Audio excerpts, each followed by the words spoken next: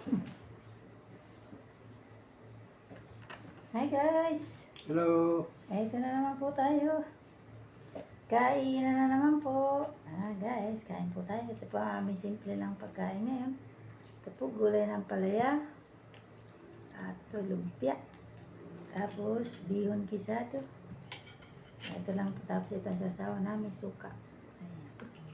Tapos ito ang aming juice. Cucumber juice with lemon. Ayan, kain po tayo guys. Salamat po sa Pandesal. places. Tapos sabayan ng pandesal. Pandesal. Yan na guys. Yan po tayo. Kain po tayo. Guys, kain tayo. Kararating na po namin. Kami ay nagtinda. Ayan, kakain muna kami. Pagkakain, balik na naman po sa pagtinda. Yan talaga ang buhay. Tsaga-tsaga sa buhay. Para tayo ay masenso. Kain po tayo. Puro bihon to. Parang buo. Tutulayin mo ng diretso. Ganyan mo muna mga kanay. Hindi man buo yan. Ano na lang.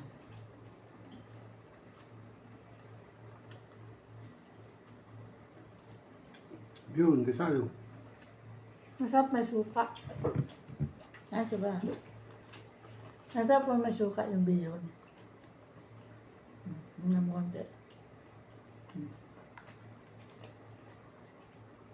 Wala, hindi ako nakaano kalamansi. Nakakuha kasi maliliit pa. Kaya lagyan ko na siya ng suka. Pwede naman po suka. Ano ba yan? Nurula man. Lapit mo. Dapat pala sa ko. Lapit mo yung bibig mo ganyan, no? Balik na nalagyan. Kahit pa maliit. Lapit mo yung bibig mo. Hindi matatapon. Matatapon yung nakain. Lumpia guys, sarap. Sarap na lumpia. Saan pala mo? Malutong. Bagong luto. Sarap.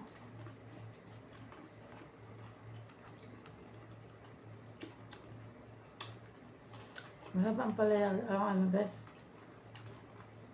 Yung piya kasi wala siyang mantika na natik-tik na.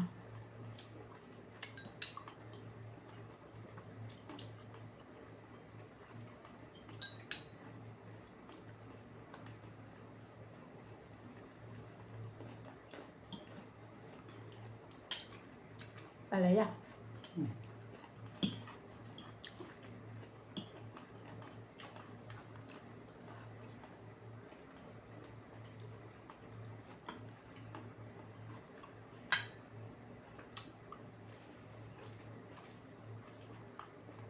Maganda po ang bentahan kanina umaga.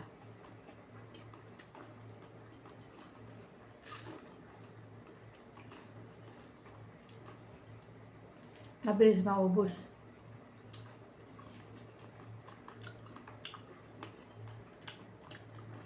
May natira na isa, no?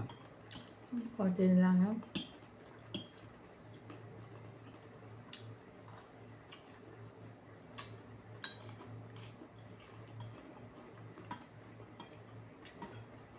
Bagong luto, ma'am.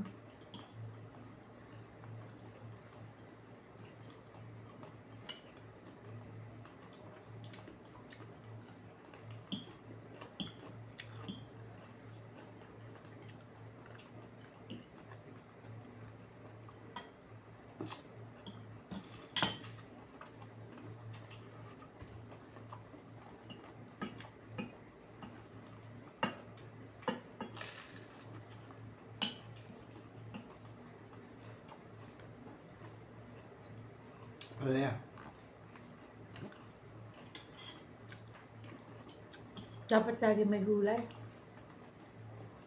Para masustansya.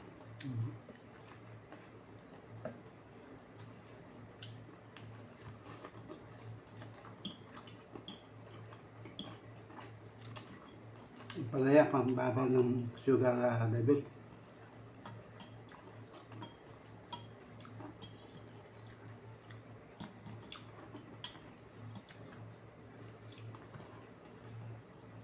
Minsan kinakain naman yung hilaw yung palaya, masarap. Nalagyan ko lang po ng konting asin. Kakain na pong hilaw, masarap. Basta yung hindi mapait.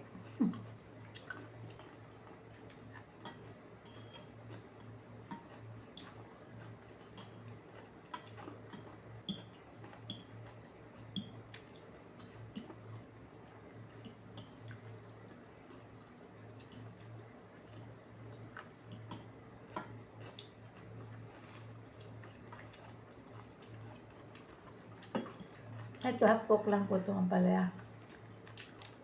Ang kinakain namin.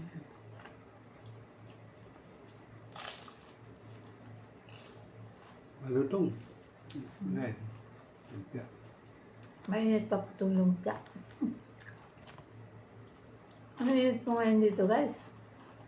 Init ang sikat ng araw. Dahil na ko tinignan kung ilang degrees. Pero kahit po mainit, malakas ang hangin, kaya okay lang po. Kahit nasa labas, basta may payong ka, walang problema sa init. Kasi malakas pang hangin. Malamig. Malamig. Malamig ang hangin. Basta magpapayong lang po. Kasi ang sikat ng araw, mainit. Pero yung simoy ng hangin, malamig. Kaya pag may payong ka po, hindi ka mainit ang mabuti.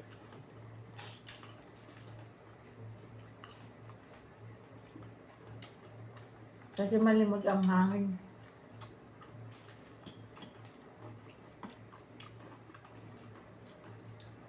Kasi amihan pa. Kaya ako nangingitim na ako. Kasi ako naglalagay ng sapin.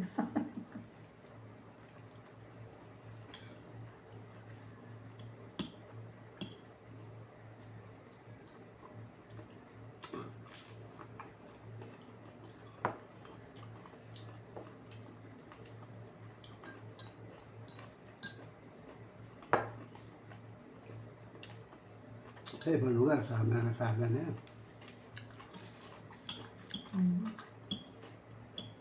Buti po dito sa amin, kahit sa amin, paminsan-minsan umuulan. Kaya,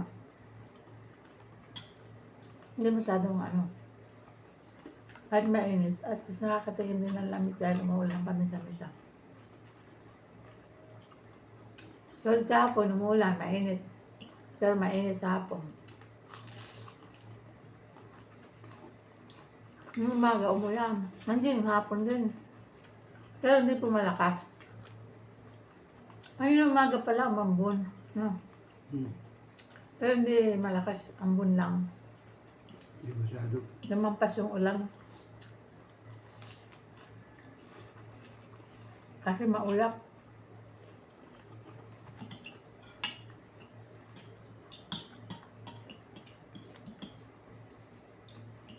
Ito pong kinakain namin lumpia, guys. Hindi yung karne. Gulay pa sa sahog na.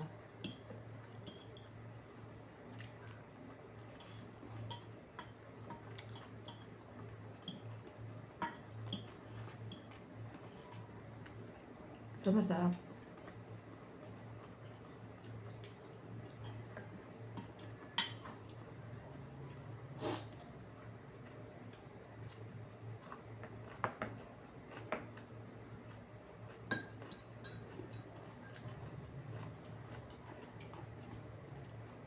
Kahapon may ampalaya din. Nagluto rin ako ng ampalaya. Dahil naman ampalaya parang.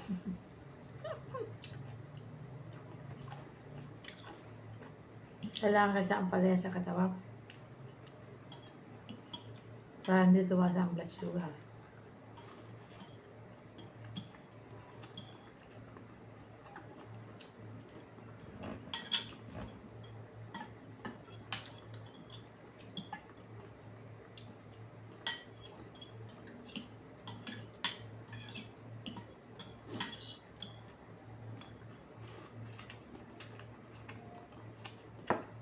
Kaya ginagamitan ko ng mga pampalasa.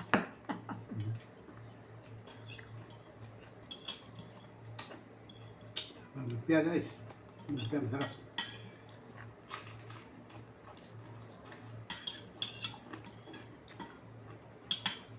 Hindi na ako ng tinapay, busog na ako sa bihon. Mantong. Saka sa ulay. Nagda-diet pa ako eh.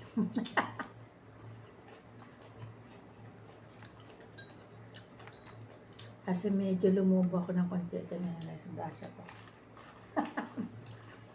Malaking braso ko. Oh. Ate ang kulay ko. Kasi naka-t-shirt ako eh. Oh.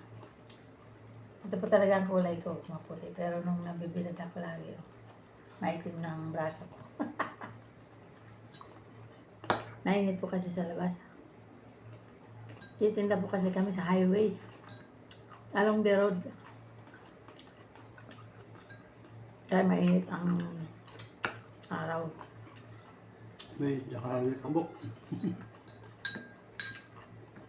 Pero meron naman kaming natatakpan naman po kami ng rolling namin. Ng dala-dala. May bubong naman na plastic.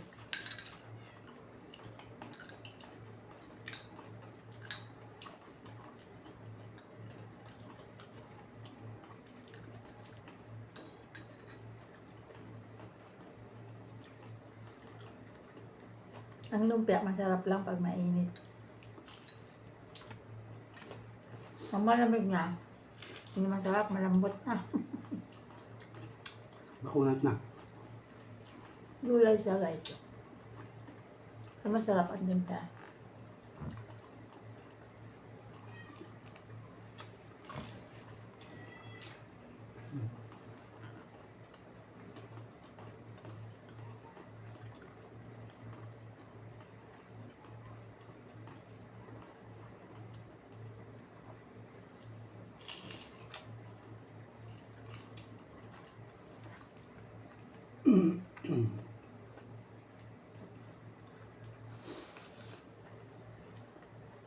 Kaya mo din.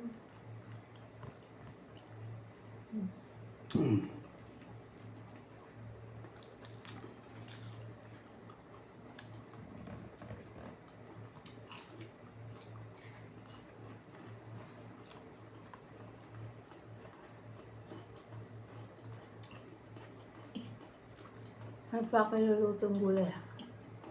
May prawn ba ako dito binili ng repolyo. May pa ako sayote. Panluto.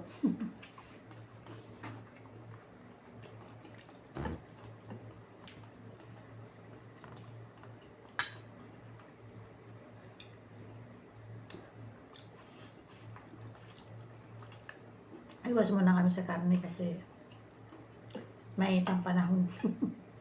Iwas high blood.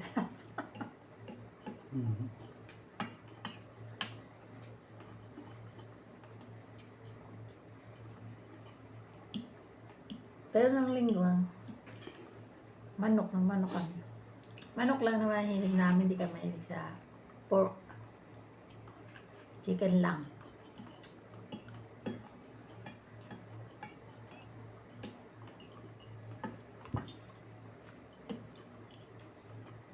Noong araw, hilig namin baka. Ay ngayon, kamahal ng baka. Hindi na kami nagbabaka noong araw kasi kamura ng baka. Ngayon, sobrang mahal, kaya hindi na ako nagbabaka.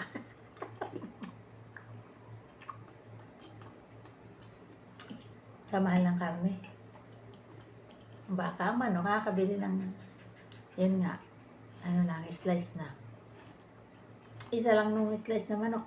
Kasi sa amin dalawa, malaki na kasi. 40 lang isa. Magbili ako ng 3, minsan 5. Hindi mo namin nauubos sa isang kain lang. Kasi ang isa lang ninati pa namin eh. Kasi marami yung makapal eh. Bawal naman sobrang maraming karne. Malaman. Malaman yun. Breast kasi yung binibili ko na fried chicken. Tapos nakabalot naman yung sa papel kaya nawawala yung mantika. Nag-absorb sa papel. Papel lang nilalagyan nila kaya na-absorb yung mantika sa papel. Kaya hindi masyadong mantika.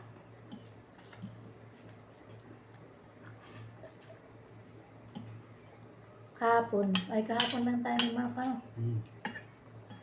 Kahapon. Ay, hindi. Linggo.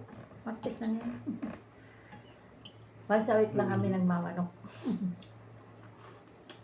Once a week lang para hindi mag-high blood. Tapos, konti lang. Makatikim lang kasi masama sa katawan. Mahirap ma-high blood. Mahal ang gamot. Ba't kaya nakaka-high blood ng karne pag marami ka nakain? Ano? Mga red meat kasi, no? Sebo. May mataba kasi, mga mantika niya. Kaya nakaka-high blood. Sarap na sarap kasi kain, tapos hindi mo na, medyo ka na bila ka na nahilo. Kaya pag kumakain tayo ng karne, yung tama lang po para tayo magkaroon ng high blood. Dati mahilig kami sa ano, kasi ito puro karne to eh. Tapos ako nahilig din ako. Dati hindi talaga ako mahilig sa karne. Tapos mahilig ito, lagi ako naglalaga ng baboy, pata, buto-buto. Yan naman ang gusto namin, pata, buto-buto. Tapos yung jempo, uy. Tapos yung ano, yung tenderloin, sa may pigi, ang masarap yun sa may pigi. Sa may pinagputulan ng pata, ay kasarap. Yun ang masarap, paborito ko yun. Isang ginagawa ko, lechong kawali. Nililit yung kawali ko yun. Sarap. Dati mahilig po akong mag-lechong kawali. Nung malakas ang kita pa namin, may pera pa, malaki. Kasi nung araw ang mura ng karne, 100 plus lang. Ang 1 kilo. Ngayon, 300 plus na yata, o 400. 300, ay, magkano ng karne ngayon? Kasi nakakatikim kaming karne, bumibili lang pa ako minsan pag naisipan ko. Bibili lang pa ako na isang order ng, halimbawa, pork. Ayan, pork na, halimbawa, yung tawag doon, apritada. Isang ganito lang po yun. 1 cup lang, ano? Ay, wala pa. Basta isang platito lang, pero hindi naman puno ang platito. Yan, 60 pesos. Minsan, 50 pesos. Mahal Pero din. ngayon, nagmahal. Naging 60 na. Dati, 50 lang. Isang order. Hindi pa mapupuno ang platito. Parang 1/4. Ang 1/4. Pag bumili ka ng 1/4, madami-dami na yung sa amin, dalawa lang. Kaya lang, maluto ka pa. Matagal pa lang buti ng pork. Di tulad ng manok. Madali lang. Ang pork matagal. Malakas sa gas.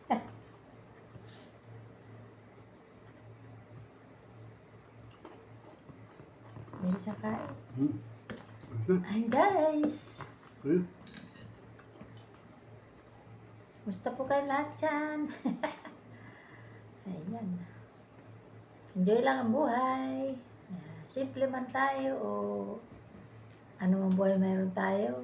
Happy lang. Huwag masyadong isipin ang mga problema, di ba? Lahat ng problema may solusyon. Kami nga, oh. Madami kang pinagdaan problema pero tapos na. Ngayon, happy na. Yan. Kahit simpleng buhay, masaya na tayo. Okay na yun, di ba? Kumakain tayo sa araw-araw. Nabibili natin yung kailangan sa araw-araw. Okay na yun, di ba? Hindi tayo maghahanap ng mas ano pa. Pero mas masarap, mas masaya kung siyempre pag naghahanap po tayo. Sikap lang para mas lalo tayo masaya. Diba? Hindi naman kailangan magpakayaman, di ba? Papagura natin gusto katawan natin. Pakayaman tayo. Pag tanda natin, wala na. Pag may maipon tayo pag tanda natin, yun. Di mayroon tayong bubunutin. Huwag na sobra-sobra kasi pag tayo nawala, pag-aawayan. Pag-aawayan lang yung maiiwan natin. Minsan nga, buhay pa tayo, pinag-aawayan na yung ari-arian natin, di ba? Pinakikialaman na ng iba, buhay pa tayo eh. May mga anak nang nakikialam, di ba? Dapat hindi kayo ganun, di ba? Pag hindi inyo, huwag niyong pakialaman, di ba? Kaya buhay pa may-ari, huwag niyong pakikialaman, huwag niyong pangunahin may-ari. Kahit na matanda na, di ba? Ngayon ba kasi, buhay pa nga tayo eh, kinukuha na yung iba nating ari-ari. Mga pinundar, kinukuha na. Buhay pa nga tayo. Buhay pa ang mga magulang natin. Ibang anak, kinukuha na yung mga ari-arian eh. Nag-aaway-aaway na. Gusto sila lang ang makinabang, di ba? Yung may-ari na wala ng karapatan, minsan. Totoo po yan. Experience namin yan. Nakwento ko guys, for experience. Kaya, ngayon, masaya na kami sa buhay na ganito. Yan. Kaya kami bago tumanda, ayan, maaari-arian namin na ibebenta ko na. Mag-ano na ako ng maliit na tirahan namin pag matanda na kami. Konkretong maliit lang para walang gulo. Lahat na pinundar namin, na pinundar ko, bebenta ko. Yan.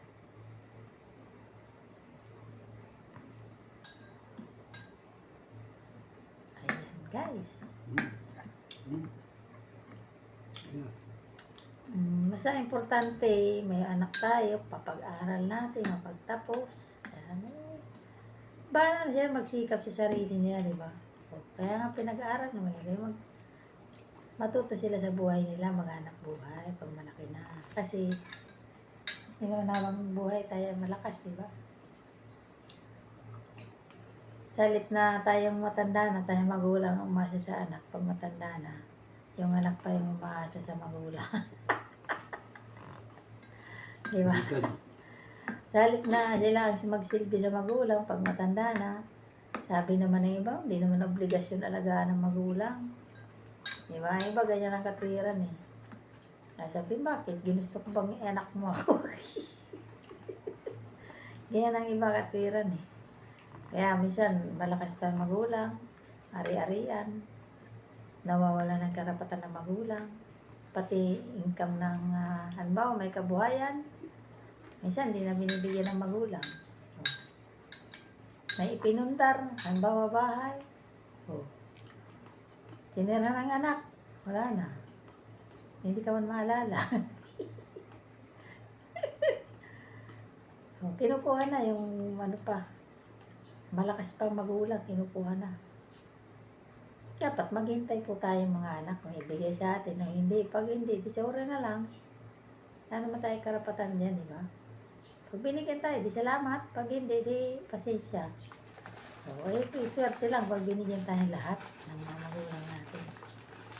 Kasi buhay pa, pinangungunahan na yung magulang. Pinangunahan na, inaagawan na ng karapatan. Diba? Kaya tayo pa dapat na matutong rumispeto sa magulang at igalang ang mga magulang natin, di ba? Kung anong mayroon sila, huwag natin pakialaman at malakas pa sila, buhay pa sila. Respeto natin. Pag pinigyan tayo, salamat, di ba? Magsikap din tayo sa sarili natin, kaya nga tayo pinag-aral, binuhay tayo, para tayo magsikap sa sarili natin, di ba? Hindi tayo umasa sa magulang, kahit pag matanda na tayo, may edad na, kaya natin sarili natin. Huwag na tayong umasa sa magulang. Pag binigyan tayo magulang, salamat. Dapat nga, tayong mga anak, hindi huminga ang magulang. Dapat naalala natin, kahit yumaman man tayo, di ba? Pero ibang mga anak, pag yumaman, pinapabayaan magulang. Balak sa buhay mo. Nihoy-nihay, wala. Di ba? Kasi minsan may mga anak gusto lang sa magulang pag may pera ka. Wala ka ng pera, wala na. Tatapong ka rin ng anak mo. Wala kang pakinabang. Tapos ng pakinabang, kaya tayo mga magulang, dapat tayo ay ayusin din natin mga natin, Para walang gulo. Huwag tayong pa ano sa mga anak natin na kakaya-kayanin lang tayo, di ba? Dapat marunong tayo. Matuto silang irespeto tayo, igala. Pag ayaw nila, di wag. Tapo natin sila. Di, joke lang. Di, pagka ganun ang mga anak mo, di, kaya na nila sarili nila, di ba? O, ayaw nilang umano sa magulang, di, pala sila, di ba? Basta tayo, pinalaki natin sila na maayos, ayaw nila ayos yung buhay nila, sa kanila yun. Dahil tayo maalala, di ba? Ano, ikaw? Di ba? Bye-bye guys! Bye-bye. Ako po ay nagkikwentong ano lang. Thanks for watching po. Kaya minsan nakikita ko kasi sa iba yan. Ay dugtong pa. Sarap pa magkwentuhan, ano? Masarap magkwentuhan na may aral, di ba guys? Kwentong may aral lang yan, di ba? Kung okay lang man sa inyo yan. Sa akin kasi yan ang karanasan ko sa buhay. Kaya naisishare ko lang naman sa inyo. Ayan guys. Thanks for watching po. Salamat po sa inyong lahat. Salamat po sa suporta, sa mga nag-subscribe at sa mga subscribe pa. Thank you so much po. Ayan, naway patuloy po na yung suporta ng aking channel. Ayan. Please like, share, comments po. Ayan. Bye-bye guys. Don't forget to click notification bell po. Para updated po kayo araw-araw. Okay. Bye-bye po.